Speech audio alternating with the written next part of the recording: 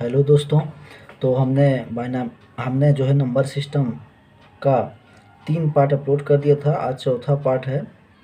आज हम आपको बताएंगे कि रिमाइंडर शेष या शेषफल वाले क्वेश्चन कितने टाइप के होते हैं और किस किस प्रकार से क्वेश्चन पूछे जाते हैं। तो वीडियो में लास्ट तक बने रहिएगा। सभी टाइप के क्वेश्चन आपको हम आज बताने वाले हैं। तो चलिए वीडियो स्टार्ट करते हैं। पहला क्वेश्चन देखिए, हमने टाइप कर करके डाल दिया है जिस जिस टाइप के क्वेश्चन बनाए जा सकते हैं। टाइप 1 ये है, देखिए टाइप 1। इस तरह से हमने सभी टाइप बना दिया है, 3-4 टाइप के हैं कुल। चलिए पहले इधर देख लीजिए कंसेप्ट थोड़ा सा।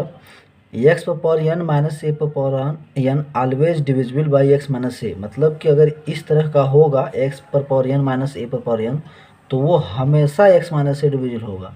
एन कुछ भी हो, इवन हो या आड हो, अगर ये बीच में माइनस का सिंबल लगा है, बीच में माइनस का सिंबल लगा है, तो एक्स माइनस ए बीच में माइनस वाला यानी एक्स माइनस ए फैक्टर से ये हमेशा डिविजिबल होगा। ये बात ध्यान देनी है। दूसरे वाले देखिए क्या कंसेप्ट है कि x to the power n है और a to the power n है, बीच में माइनस का सिंबल है, तो ये एक्स प्लस है, यहाँ बीच में प्लस सिंबल, ध्यान देना ये, ठीक है ना। ये प्लस सिंबल की बात हो रही है कि ये एक्स प्लस ए से हमेशा डिविजिबल होगा, ठीक है ना। कब? जब यन इवन हो, मतलब ये जो यन है वो इवन पावर का होगा, तभी एक्स प्लस ए से डिविजिबल होगा। ये बात ध्यान देनी है, अच्छे समझ लीजिए। यहाँ देखिए एक्स पर पावर एन प्लस ए पर पावर एन, यहाँ बीच में अगर प्लस का सिंबल आपको दिख गया है तो ये एक्स प्लस ए से डिविजिबल, यानी यहाँ भी प्लस है और यहाँ भी एक्स प्लस ए फैक्टर भी प्लस कह रहा है एक्स प्लस ए, तो ये तभी ऐसा डिविजिबल होगा, यानी कि ये पूरा पूरा एक्स प्लस ए से तभी डिविजिबल होगा, विभाजित होगा, कटेगा, जब यन की वैल्यू क्या होगी? आड होगी। ये जो पावर यन है वो क्या होगा? आड होगा। चलिए इस पे हम प्रॉब्लम देखते हैं। इस पे बेस्ट प्रॉब्लम, जैसे यहाँ आपसे कहा जा रहा है कि 3 पर पावर 12 है और 11 पर पावर 12 है, माइनस बीच में लगा है, किससे विभाजित होगा? तो पावर देखिए सेम होनी चाहिए, 12 है, ठीक है। तो ये किससे डिविजिबल होगा? तो ये हमारे पास एक्स पर पावर एन माइनस ए पर पावर एन के जैसा है। तो अब हम क्या कह सकते हैं? हम कह सकते हैं कि 3 माइनस 11 यानी कि -8 से डिविजिबल होगा। और ये पावर अगर इवन है तो एक्स प्लस ए से भी डिविजिबल होगा। तो देखिए पावर इवन है, आपको दिख रहा है 12 इवन है, तो यानी एक्स प्लस ए मतलब 3 प्लस 11, ये आपको एक्स प्लस ए जैसा है, एक्स प्लस ए जैसा, और ये एक्स माइनस ए जैसा। क्योंकि ये तो पावर इवन है तो वो एक्स माइनस ए से तो डिविजिबल होगा ही होगा। वो तो सब होते हैं, पावर इवन हो चाहे याड हो, लेकिन पावर इवन है तो उसके लिए स्पेशल है कि एक्स प्लस ए से भी डिविजिबल होगा। तो 11 और 3 14, यानी 14 से भी डिविजिबल होगा। तो जो संख्या 8 से डिविजिबल होगी तो 8 से तो ठीक है होगी, 14 से भी होगी, तो 14 से डिविजिबल वाले 7 से भी ऑलरेडी होंगे। 8 से अगर डिविजिबल हो तो 4 से भी होगा, 2 से भी होगा। आप समझ रहे हैं? हाँ ये है, ठीक है। यानी कि अब किससे, ये अगर पूछा जाए कि ये पूरा किससे डिविजिबल है, तो वो 8 से भी डिविजिबल है, 4 से भी डिविजिबल है, 2 से भी डिविजिबल है, 14 से भी डिविजिबल है, 7 से भी डिविजिबल है। ये सभी संख्याएं हमने पता कर लिया कि इतने संख्याओं उससे वो पूरी तरह से विभाजित हो सकता है। दूसरा वाला क्वेश्चन देखिए, अब 3 पर पावर इतना, 4 पर पावर इतना दिया है। देखिए 4 का इंटू है तो पावर वो इवन है, 4 से, 2 से, 6 से इंटू हो, इवन नंबर से अगर पावर में इंटू हो तो वो पावर इवन ही माना जाता है। ये किससे किससे डिविजिबल होगा? तो ये किससे किससे डिविजिबल हो सकता है भैया? तो ये 3 माइनस 4 करें -1 से भी डिविजिबल है, ठीक है। और 3 प्लस 4 करें तो ये 7 से भी डिविजिबल है। अब देखिए दूसरी तरीके से कैसे देख सकते हैं? दूसरे तरीके से ये देख सकते हैं कि ये जो पावर 4 है उसको ऐसे लिख लें, तो 3 पर पावर 4 पूरे पर पावर एन ऐसे लिख सकते हैं, -4 पर पावर 3 पूरे पर पावर एन लिख लीजिए। हाँ ये सॉरी ये नहीं कर सकते क्योंकि पावर सेम पहले करना पड़ेगा। यहाँ 4n है, यहाँ 3n है, तो ये नहीं कर सकते। क्यों? क्योंकि पावर हमारा सेम बनाना है, क्योंकि यहाँ देखिए पावर सब सेम एन ही हो, ठीक है। जैसे यहाँ 12 ही था, 12 ही था पावर, तभी ऐसा होगा। तो हमने पावर सबका सेम कर लेना पहले। 3 पर पावर 4 पर पावर एन माइनस 4 पर पावर 3 पर पावर एन। देखिए अब ये जो पावर है सेम हो गया। 3 पर पावर 4 की वैल्यू हम लिख लेते हैं, कितनी होगी? 81 होगी। 81 पर पावर एन माइनस 4 पर पावर 3 की वैल्यू 64, इतने पर पावर एन। अब ये किससे किससे डिविजन होगा अगर ये पता करना हो तो 81 माइनस 64 यानी कि 17, इससे भी डिविजिबल होगा। और 81 प्लस 64 यानी कि 145 से भी डिविजिबल होगा, 17 से भी होगा और 145 से भी डिविजिबल होगा, यानी कि 3 power 4n minus 4 power 3n। अब इसको हमें पावर सेम की तरह बनाना पड़ेगा। देखिए भाई बना लें तो अब ये पावर n क्या है, इवन है कि ऑड है, ये कुछ पता नहीं है हमें। तो अब हम ये कहेंगे कि ये 17 से भी हो सकता है, 145 से भी हो सकता है, लेकिन ये 145 से तब होगा, ठीक है, कब होगा, जब n की वैल्यू क्या हो, ऑड हो। ये 145 से तभी होगा जब n क्या होगा, ऑड होगा, तभी होगा 145 से। और 17 तो किसी से भी हो, इवन हो चाहे ऑड हो, x माइनस ए तो किसी के लिए है, चाहे प्लस चाहे ऑड हो चाहे इवन हो, किसी से भी हो सकता है, ठीक है। तो इस तरह से अब आगे वाला देखिए क्वेश्चन, एक और प्रॉब्लम है। 43 पर पावर 101 है, 23 पर पावर 101 है, अपन 66 है। इसमें शेष बताना है कि इतने का हम इसमें अगर पूरे में भाग दें तो रिमाइंडर क्या आएगा, भाग देने के बाद रिमाइंडर मतलब जो शेष बचेगा वो क्या बचेगा, ये अगर हमें बताना है तो क्या करेंगे। तो देखिए पहली बात तो यह है कि हम चेक करें कि ये किससे डिविजिबल होगा। 43 पर पावर इतना इतना किससे पूरी तरह से कटेगा, पहले ये हमने जो 2 क्वेश्चन में सीखा उस हिसाब से।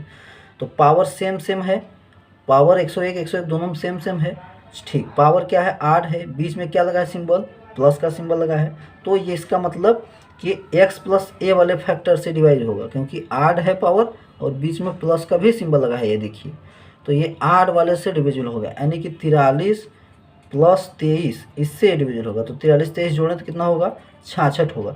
यानी कि ये पूरी जो ऊपर संख्या लिखी है वो 66 से तो डिविजिबल होगी, और 66 से ही हम भाग ही दे रहे हैं। तो हमारे पास शेष क्या बचेगा, शेष क्या बचेगा भाई, 0 बच जाएगा, क्योंकि वो 66 से तो पूरी तरह से वो डिविजिबल है ही, ठीक है। चलिए कुछ एक प्रॉब्लम और देखिए। एक प्रॉब्लम ये है, 1000 पर पावर 5000 माइनस 1, इसको पूछा जा रहा है कि ये किससे कटेगा। 3 ऑप्शन आपके पास हम दिए हैं, तो किससे कटेगा। तो पहले हम इसको अपने फार्मूलों के जैसा बनाएं। तो इसको ऐसे लिख सकते हैं, 1000 है पर पावर 5000 ऐसे, माइनस ये जो 1 है 1 के ऊपर भी 5000 ऐसे पावर लगा सकते हैं, कोई दिक्कत तो है नहीं 1 के ऊपर पावर लगाने में। अब देखिए पावर इवन है, ये भी इवन है, तो x माइनस ये है, तो ये x प्लस ए और x माइनस ए दोनों से कटेगा।